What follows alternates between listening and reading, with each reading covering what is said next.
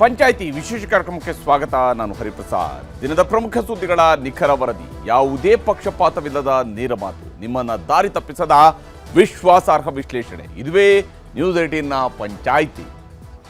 ಶಾಸನ ಸಭೆಯಲ್ಲಿ ಸುದೀರ್ಘವಾಗಿ ನಡೆದಂತಹ ರಾಜ್ಯಪಾಲರ ಭಾಷಣದ ಮೇಲೆ ಚರ್ಚೆಗೆ ಸಿಎಂ ಸಿದ್ದರಾಮಯ್ಯನವರು ಇವತ್ತು ಅಷ್ಟೇ ಸುದೀರ್ಘವಾದಂಥ ಉತ್ತರವನ್ನು ಕೊಟ್ಟಿದ್ದಾರೆ.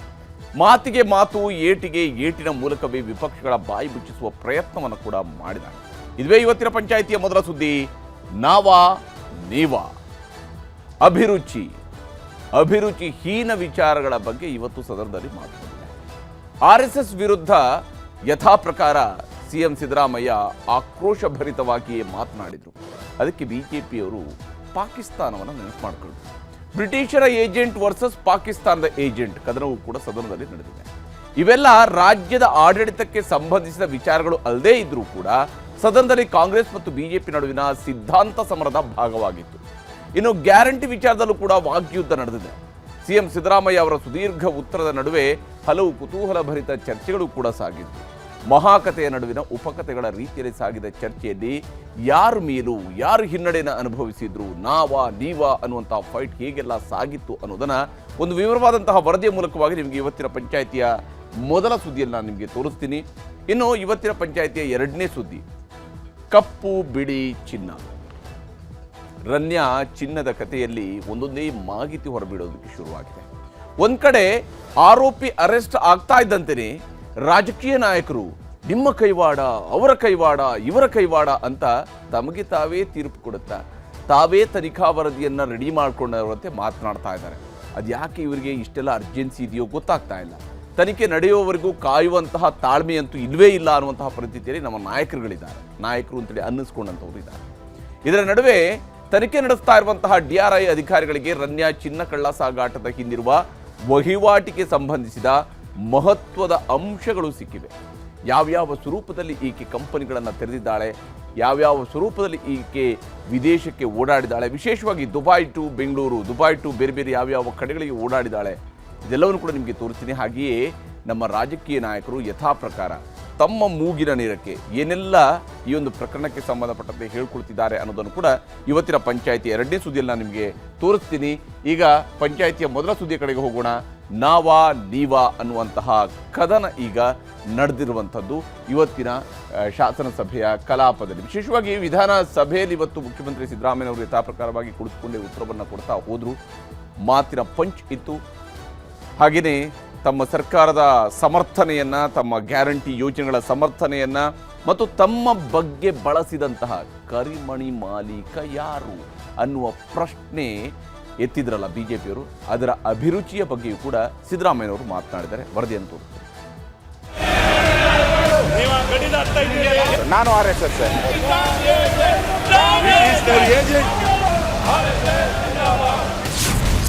ರಾಜ್ಯಪಾಲರ ಭಾಷಣದ ಮೇಲೆ ಸಿಎಂ ಉತ್ತರ. ಸದನದಲ್ಲಿ RSS ವಿಚಾರ ಪ್ರಸ್ತಾಪ, ಗದ್ದಲ, ಕೋಲಾಹಲ. ಬಜೆಟ್ ಅಧಿವೇಶನ ಆರಂಭವಾಗಿ 11 ದಿನಗಳಾಯಿತು. ಆದ್ರಿವತ್ತು ವಿಧಾನಸಭಾ ಕಲಾಪ ರಣರಂಗವಾಗಿ ಬದಲಾಗಿತ್ತು. ರಾಜ್ಯಪಾಲರ ಭಾಷಣದ ಮೇಲೆ ಸಿಎಂ ಉತ್ತರ ಕೊಡ್ತಿದ್ರು. ಭಾಷಣದ ಆರಂಭದಿಂದ ಅಂತ್ಯದವರೆಗೂ ಕೇಂದ್ರ ಸರ್ಕಾರ ಮತ್ತು RSSನವರನ್ನೇ ಟಾರ್ಗೆಟ್ ಮಾಡಿ ಮಾತಾಡ್ತಿದ್ರು. ಬಿಜೆಪಿಯವರ ಪಿತ್ತ ನೆತ್ತಿಗೇರ್ತು. ಸಿಎಂ ಸಿದ್ದರಾಮಯ್ಯನೂ ಸಿಟ್ಟಾದ್ರು. ಯಾವ ಮಟ್ಟಿಗೆ ಅಂದ್ರೆ ವಿಧಾನಸಭೆ ಕಲಾಪದಲ್ಲಿ ಪಾಕಿಸ್ತಾನ ಏಜೆಂಟ್ ಕಾಂಗ್ರೆಸ್ ಅಂತ ಬಿಜೆಪಿಯವರು, ಬ್ರಿಟಿಷರ ಏಜೆಂಟರು RSS ಗುಲಾಮರು ಅಂತ ಕಾಂಗ್ರೆಸ್ ನಾಯಕರು ಘೋಷಣೆಗಳನ್ನೇ ಮೊಳಗಿಸಿದ್ರು.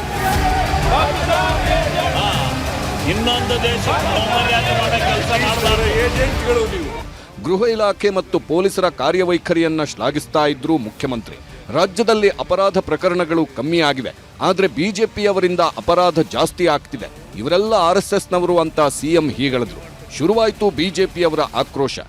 ಅಪರಾಧಗಳೇ ನಡಿಬಾರ್ದಾಗಿರ್ತಕ್ಕಂಥ, ಆದರೆ ಅಪರಾಧಗಳನ್ನ ಮಾಡ್ತಕ್ಕಂಥವ್ರೆ ನೀವು ಜಾಸ್ತಿಯಾಗಿ. RSSನವರು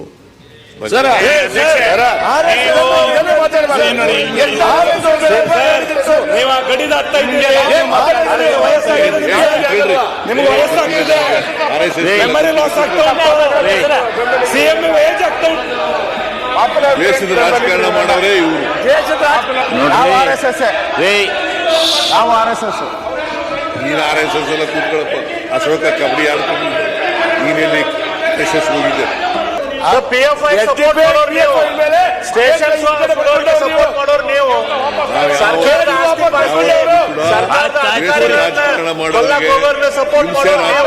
ಸಭಾಧ್ಯಕ್ಷರೇ, ಈ ದೇಶದ್ರೋಹ ಭಯೋತ್ಪಾದಕರಿಗೆ ಸಪೋರ್ಟ್ ಆಗ್ತಕ್ಕಂಥ SDPI PFI ಅವರ ಕೇಸ್ ವಿಡ್ರಾ ಮಾಡಿದವರೇ ಇವರು. ಕೇಸ್ ವಿಡ್ರಾ ಮಾಡಿದವರು ಯಾವ ಕೇಸನ್ನು ವಿಡ್ರಾ ಮಾಡಿಲ್ಲ.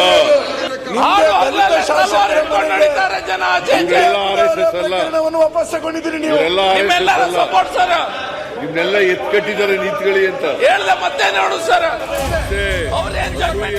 ವಾಕ್ಸಮರ ತಾರಕಕ್ಕೇರಿದ ಮೇಲೆ ವಿಪಕ್ಷ ನಾಯಕ ಆರ್ ಅಶೋಕ್ ಎದ್ದು RSSನವರನ್ನ ಬೈದ ಪದವನ್ನ ಕಡತದಿಂದ ತೆಗೆಸಿ ಇಲ್ಲದಿದ್ರೆ ಸದನ ನಡೆಯೋಕೆ ಬಿಡಲ್ಲ ಅಂತ ಕೂಗಾಡಿದ್ರು. ಮುಖ್ಯಮಂತ್ರಿಗಳು RSS ಅವರೇ ಗಲಭೆ ಮಾಡೋದು ಅಂತ ಹೇಳಿದ್ದಾರೆ, ಅದನ್ನ ಕಡತದಿಂದ ತೆಗೆಸಿ, ಇಲ್ಲಾಂದ್ರೆ ನಾವು ಸದನ ನಡೆಯಕ್ಕೆ ಬಿಡಲ್ಲ. 100% ನಾನು RSS, ಇಲ್ಲಿರೋರೆಲ್ಲರೂ ಕೂಡ RSS.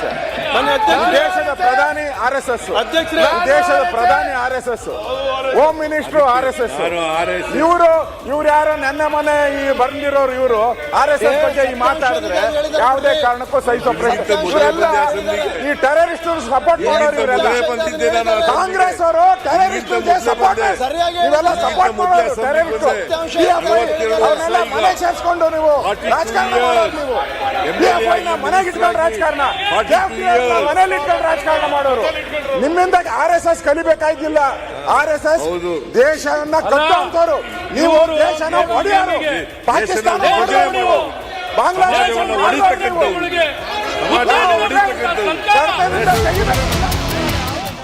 ಮತ್ತೆ ಸಿಟ್ಟಿಗೆದ್ದ ಸಿಎಂ ನಾನು RSSನವರಿಗೆ ಹೆದರಲ್ಲ, ಬೆಂಕಿ ಹಚ್ಚೋರು ಅಂತ ಸಿಟ್ಟಿಗೆದ್ರು. ಆಗ ಕಾಂಗ್ರೆಸ್ನವರು ಪಾಕಿಸ್ತಾನಿ ಏಜೆಂಟ್ಗಳು ಅಂತ ಬಿಜೆಪಿಯವರು, ನೀವು ಬ್ರಿಟಿಷರ ಏಜೆಂಟರು ಅಂತ ಸಿಎಂ ಸಿಟ್ಟಾದ್ರು. ಕೊನೆಗೆ ಸದನದಲ್ಲೇ ಬಿಜೆಪಿಯವರು RSS ಜಿಂದಾಬಾದ್ ಅಂತ ಘೋಷಣೆ ಮೊಳಗಿಸಿದಾಗ ಸದನ ಮುಂದೂಡಿಕೆ ಆಯಿತು. ಪಾಕಿಸ್ತಾನ ಅಂತ ಕೂಗಬಾರ್ದು, ಇಲ್ಲಿ ಇನ್ನೊಂದು ದೇಶಕ್ಕೆ ಅವಮರ್ಯಾದೆ ಮಾಡಬಾರ್ದು.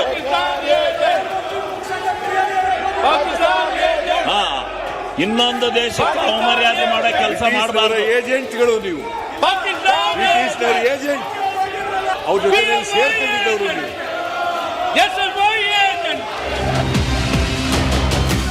ಅರ್ಧ ಗಂಟೆ ಬಳಿಕ ಮತ್ತೆ ಕಲಾಪ ಶುರುವಾಯಿತು. ವಿಪಕ್ಷಗಳ ಆಗ್ರಹದಂತೆ ಕಡತದಿಂದ RSSಗೆ ಬೈದಿದ್ದ ಪದವನ್ನ ತೆಗೆಯಲು ಸ್ಪೀಕರ್ ಸೂಚಿಸಿದ್ರು. ಆಮೇಲೆ ಕಲಾಪದಲ್ಲಿ ರಾಷ್ಟ್ರಧ್ವಜ ಕಿಚ್ಚು ಹೊತ್ತಿಕೊಳ್ತು. ಕಾಂಗ್ರೆಸ್ ನಾಯಕರು ರಾಷ್ಟ್ರಧ್ವಜವನ್ನ ತಂದು ಫೋಟೋ ಕ್ಲಿಕ್ಕಿಸಿದ್ದಾರೆ. ಅವರ ಹೆಸರು ಬಹಿರಂಗಪಡಿಸಿ ಶಿಸ್ತು ಕ್ರಮ ಜರುಗಿಸಿ ಅಂತ ಅಶ್ವತ್ಥನಾರಾಯಣ್ ಕೂಗಾಡಿದ್ರು. ಸರ್ಕಾರ ಮತ್ತು ವಿಪಕ್ಷಗಳ ನಡುವೆ RSS ಜಟಾಪಟಿಗೂ ಮೊದಲು ಬಿಜೆಪಿಯವರಿಂದಾಗಿ ರಾಜ್ಯದಲ್ಲಿ ಹೆಚ್ಚು ಸಾಲ ಮಾಡಬೇಕಾಯ್ತು ಅಂತ ಸಿಎಂ ಹೇಳಿದ್ರು. ಸರ್ಕಾರದ ಬೊಕ್ಕಸದಲ್ಲಿ ಯೋಜನೆಗಳಿಗೆ ಅನುದಾನ ಕೊಡಲು ಹಣ ಇಲ್ಲದೇ ಇದ್ರು. ಕಾಮಗಾರಿಗಳಿಗೆ ಹಿಂದಿನ ಬಿಜೆಪಿ ಸರ್ಕಾರ ಒಪ್ಪಿಗೆ ಕೊಟ್ಟಿತ್ತು. ರಾಜ್ಯದಲ್ಲಿ ಗುತ್ತಿಗೆದಾರರ 32,000 ಕೋಟಿ ಬಿಲ್ ಪೆಂಡಿಂಗ್ ಇಟ್ಟಿರೋದು ಬಿಜೆಪಿ ಸರ್ಕಾರದ ಬಳುವಳಿ ಅಂತ ಟೀಕಿಸಿದ್ರು. 2,70,695 ಕೋಟಿ, ಇವತ್ತು 32,000 ಕೋಟಿ ಪೆಂಡಿಂಗ್ ಬಿಲ್ಸ್ ಇದೆಯಲ್ಲ, ಅದು ನಿಮ್ಮ ಬಳುವಳಿ. ಇದೇ ವೇಳೆ ಕೇಂದ್ರ ಸರ್ಕಾರದ ವಿರುದ್ಧ ವಾಗ್ದಾಳಿ ನಡೆಸೋದನ್ನ ಸಿಎಂ ಮರೆಯಲಿಲ್ಲ. ಕೇಂದ್ರ ಸರ್ಕಾರದವರು ಕರ್ನಾಟಕಕ್ಕೆ ಕೊಡಬೇಕಾದ ಕಾಸನ್ನೇ ಕೊಡ್ತಿಲ್ಲ, ಆದ್ರೆ ಈ ಧೋರಣೆಯನ್ನ ನೀವ್ಯಾಕೆ ಪ್ರಶ್ನಿಸಲಿಲ್ಲ ಅಂತ ಸಿದ್ದರಾಮಯ್ಯ ಬಿಜೆಪಿಯವರ ಮೇಲೆ ಗರಂ ಆದ್ರು. ಏನಾದ್ರು ನೀವು ಕೇಂದ್ರದಿಂದ ಅನುದಾನಗಳು ತಂದ್ರ? ಅದು ಇಲ್ಲ. 11,495 ಕೋಟಿ ಶಿಫಾರಸು ಮಾಡಿದ್ರು. ನೀವು ಯಾವತ್ತಾರು ಕೊಡಿ ಅಂತ ಹೇಳಿದ್ರ? ಅಪ್ಪರ್ ಭದ್ರಾಕ್ಕೆ 5,300 ಕೋಟಿ ಕೊಡ್ತೀವಿ, ಅಷ್ಟೇ ಅಲ್ಲ, ಅದನ್ನ ಒಂದು ನ್ಯಾಷನಲ್ ಪ್ರಾಜೆಕ್ಟ್ ಆಗಿ ಮಾಡ್ತೀವಿ ಅಂತ ನೀವೇ ಹೇಳಿದ್ರಿ.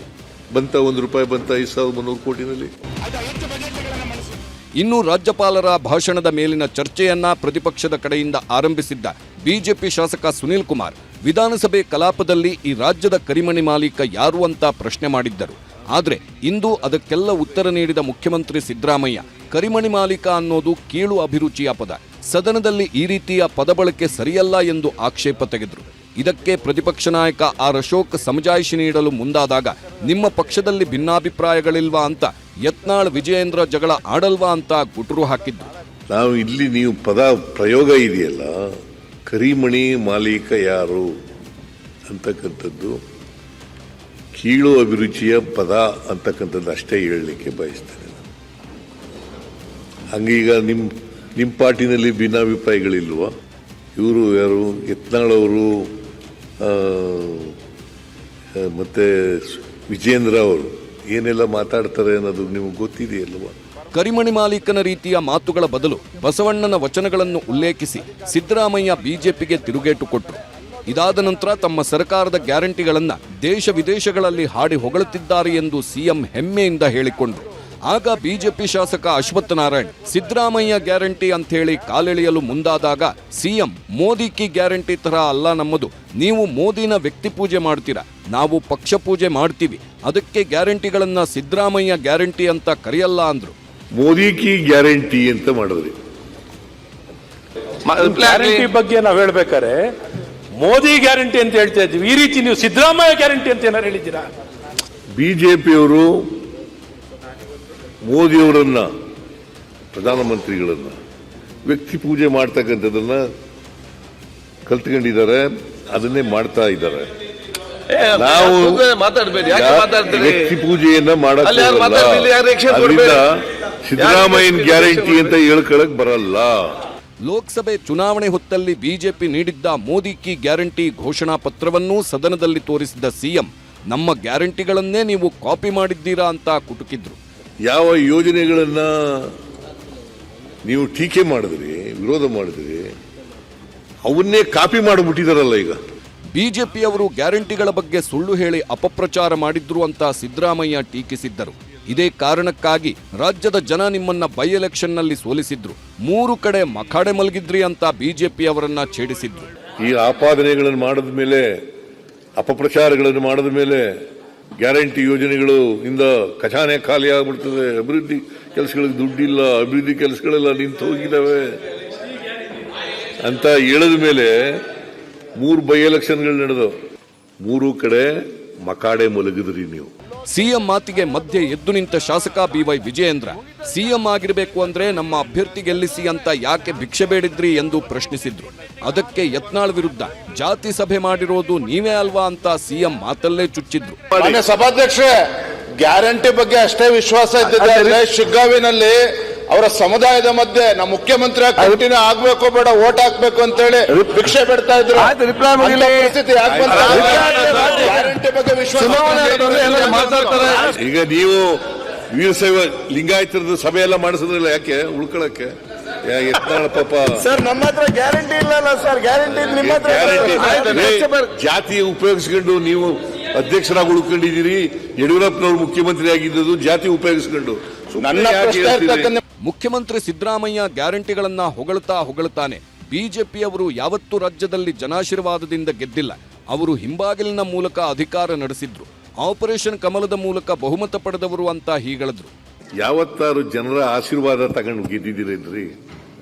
ಆಪರೇಷನ್ ಕಮಲ ಖರೀದಿ, ಗ್ಯಾರಂಟಿ ಖರೀದಿ, ಬಾಂಬೆ ಟೂರ್ ಯಾವತ್ರಿ 18 ಗೆದ್ದದ್ದು ಯಾವಾಗ ಗೊತ್ತಾ? ಆಪರೇಷನ್ ಕಮಲ ಮಾಡಿ. ಒಟ್ನಲ್ಲಿ ಮುಖ್ಯಮಂತ್ರಿ ಸಿದ್ದರಾಮಯ್ಯನವರು ರಾಜ್ಯಪಾಲರ ಭಾಷಣದ ಮೇಲೆ ಚರ್ಚೆ ಮಾಡ್ತಾನೆ ವಿಪಕ್ಷಗಳನ್ನ ತಮ್ಮದೇ ಶೈಲಿಯಲ್ಲಿ ತರಾಟೆಗೆ ತಗೊಂಡ್ರು. ಇದು ಕೇವಲ ರಾಜ್ಯಪಾಲರ ಭಾಷಣದ ಮೇಲಿನ ಚರ್ಚೆಗೆ ಸಿದ್ದರಾಮಯ್ಯ ಕಡೆಯಿಂದ ಸಿಕ್ಕಿರುವ ಉತ್ತರ. ಇನ್ನು ಬಜೆಟ್ ಮೇಲಿನ ಚರ್ಚೆಗೆ ಉತ್ತರ ಕೊಡುವಾಗ ಯಾವ ಸ್ವರೂಪದಲ್ಲಿ ಮಾತಿನ ಪಂಚ್ ಕೊಡ್ತಾರೆಂದು ನೋಡಬೇಕಿದೆ. Bureau report, news 18. Ranya gold smuggling ಪ್ರಕರಣಕ್ಕೆ ಸಂಬಂಧಪಟ್ಟಂತೆ ಈಗಾಗಲೇ ಆರೋಪಿಯಾಗಿ ಅಂಧರಾಗಿದ್ದಾಳೆ. ಈ ಪ್ರಕರಣದ ತನಿಖೆಯನ್ನ ಒಂದು ಕಡೆಯಲ್ಲಿ ಸಿಬಿಐ, ಮತ್ತೊಂದು ಕಡೆಯಿಂದ ಇಡಿ, ಹಾಗೆಯೇ ಮೊದಲಿಗರಾಗಿ DRI ಅಧಿಕಾರಿಗಳು ನಡೆಸ್ತಾ ಇದ್ದಾರೆ. DRI ಅಧಿಕಾರಿಗಳ ತನಿಖೆಯ ಸಂದರ್ಭದಲ್ಲಿ ರನ್ಯಾ ಬ್ಲ್ಯಾಕ್ ಅಂಡ್ ವೈಟ್ ಕಹಾನಿ ಈಗ ಹೊರಬಿದ್ದಿದೆ. ರನ್ಯಾ ರಾವ್ ಗೋಲ್ಡ್ ಸ್ಮಗ್ಲಿಂಗ್ ಹಿಂದೆ ಹವಾಲಾ ಹಣದ ಡೌಟ್ ಈಗ ಬಲವಾಗ್ತಾ ಇದೆ ಮತ್ತು ಅದಕ್ಕೆ ಪೂರಕವಾದಂತಹ ಮಾಹಿತಿಯನ್ನು ಸಂಗ್ರಹಿಸ್ತಾ ಇದ್ದಾರೆ. ವಿಶೇಷವಾಗಿ ಕಪ್ಪು ಹಣ ಬಿಳಿಯಾಗಿಸುವುದರ ಬಗ್ಗೆ ತನಿಖಾ ತಂಡಕ್ಕೆ ಬಲವಾದಂತಹ ಅನುಮಾನ ಇದೆ. ಇದು ಕಪ್ಪು ಬಿಳಿಯ ಚಿನ್ನ ಅನ್ನುವಂಥದ್ದು ರನ್ಯಾ ವಿಚಾರದಲ್ಲಿ ಗೊತ್ತಾಗ್ತಾ ಇರುವಂಥದ್ದು. ಯಾಕಂದರೆ 2022ರಲ್ಲಿ ಬೆಂಗಳೂರಿನಲ್ಲಿ ಬಯೋ ಎನ್ಹೋ ಇಂಡಿಯಾ ಪ್ರೈವೇಟ್ ಲಿಮಿಟೆಡ್ ಅನ್ನ ಸ್ಥಾಪನೆ ಮಾಡ್ಕೊಳ್ತಾಳೆ. ಈ ಕಂಪನಿಯ ನಂತರ ಬಳಿಕ ಕ್ಸಿರೋದಾ ಇಂಡಿಯಾ ಪ್ರೈವೇಟ್ ಲಿಮಿಟೆಡ್ ಅಂತ ಬದಲಾವಣೆ ಕೂಡ ಮಾಡ್ಕೊಳ್ತಾಳೆ. ಒಂದಾದ ಮೇಲೆ ಒಂದು ಕಂಪನಿಗಳನ್ನು ಸ್ಥಾಪನೆ ಮಾಡುವಂಥದ್ದು ರನ್ಯಾ ಯಾವ ಸ್ವರೂಪದಲ್ಲಿ ಬಿಸ್ನೆಸ್ ಅನ್ನು ನಡೆಸ್ತಾ ಬಂದಿದ್ದಾಳೆ ಅನ್ನೋದು ಗೋಚರ ಆಗುತ್ತೆ. ಇದಕ್ಕೂ ಮುನ್ನ ವೈಲ್ಡ್ ಲೈಫ್ ಅನ್ನುವಂಥ ಹೆಸರಿನಲ್ಲಿ ಕಂಪನಿಯನ್ನು ಆಕೆ ಆರಂಭಿಸಿದ್ಲು. ಇವೆಲ್ಲವೂ ಕೂಡ ಒಂದಾದ ಮೇಲೆ ಒಂದು ನಡೀತಾ ಬಂದಿರುವಂಥದ್ದು. ಈ ಕಂಪನಿಗಳ ಮುಖಾಂತರ ರನ್ಯಾ ಅನಧಿಕೃತವಾಗಿ ಹಣ ವರ್ಗಾವಣೆಯನ್ನು ಮಾಡ್ಕೊಳ್ತಾ ಇರ್ತಾಳೆ. ಅಂದರೆ ಈ ಕಂಪನಿಯನ್ನು ಶುರು ಮಾಡುವಂಥದ್ದು ಅನಧಿಕೃತವಾದಂಥ ಹಣ ವರ್ಗಾವಣೆಯ ಪರ್ಪಸ್ನಿಂದ ಅನ್ನೋದ್ರ ಬಗ್ಗೆ ಈಗ DRI ಅಧಿಕಾರಿಗಳಿಗೆ ಅನುಮಾನ ಇದೆ. ದುಬೈನಲ್ಲಿ ವೈರಾ ಡೈಮಂಡ್ಸ್ ಟ್ರೇಡಿಂಗ್ ಹೆಸರಿನಲ್ಲೂ ಕೂಡ ಒಂದು ಕಂಪನಿಯನ್ನು ಸ್ಥಾಪನೆ ಮಾಡ್ಕೊಂಡಿರುವಂಥದ್ದು ಗೊತ್ತಾಗಿದೆ. ಮತ್ತು ಈ ಕಂಪನಿಯಲ್ಲಿ ಬಂಧಿತ ತರುಣ್ ರಾಜು ಕೂಡ ಈ ಕಂಪನಿಯಲ್ಲಿ ಪಾಲುದಾರನಾಗಿದ್ದ.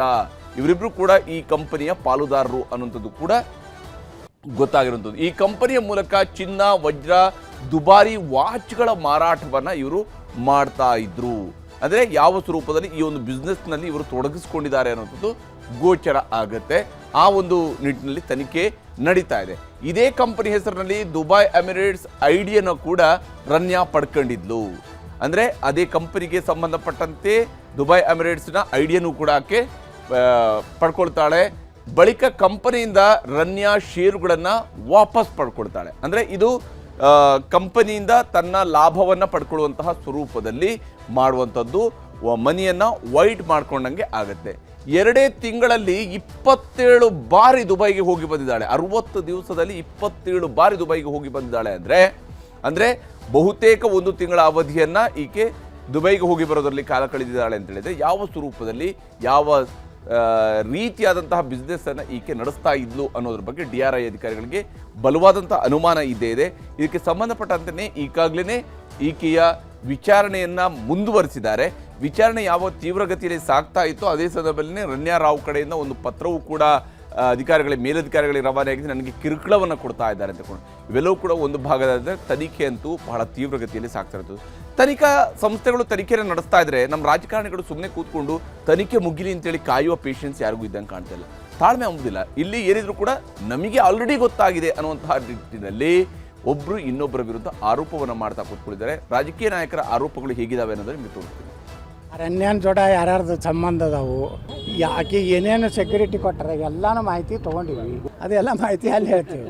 ಸದನದಾನ ಆಸ್ತಿ ಸದನದಾಗಿರ ಮಂತ್ರಿಗಳು ಇದಾರಾ ಇಲ್ಲ ಅನ್ನೋದು ಸರ್ಕಾರ ಉತ್ತರ ಕೊಡಬೇಕಾಯ್ತು.